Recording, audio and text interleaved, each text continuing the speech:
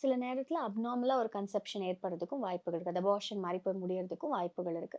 So regular contact அப்படின்னும்போது ஃப்ரெஷ்ஷான, ஹெல்தியான விந்துக்கள் அண்ட் ஹெல்தியான pregnancy is also possible. And இன்னொரு கேள்வி இருக்கு. என்ன அப்படின்னு பார்க்கும்போது 40 வயசுக்கு மேல ஆண்களா இருந்தாலும் சரி, பெண்களா இருந்தாலும் சரி, ஒரு முழு உச்சகட்டத்த வந்து அவங்களால அடைய முடியுமா?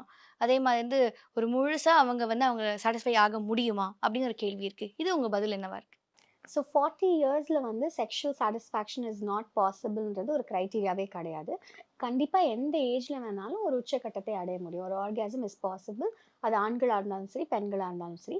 ஆனா பெண்களுக்கு especially after the age of 40 கொஞ்சம் கொஞ்சம் அந்த ஈஸ்ட்ரோஜன் அப்படின்ற பெண் ஹார்மோன் கம்மியாக ஆரம்பிக்கும். It will start decreasing. So அது கம்மி ஆகும்பொழுது அஃப்கோர்ஸ் அவங்களுக்கு பெண் உறுப்புல ஒரு உலர்ந்த தன்மை ஏற்படலாம். அவங்களுக்கு ஆட்டோமேட்டிக்கா லூப்ரிகேஷன் கம்மியாகலாம். ஸோ அதனால அவங்களோட இனிஷியல் ஃபேஸ் அதாவது அரவுசல்னு சொல்லுவோம் அண்ட் டிசையர். ஸோ இதுலலாம் கொஞ்சம் மாற்றங்கள் வரதுக்கான வாய்ப்புகள் இருக்கு.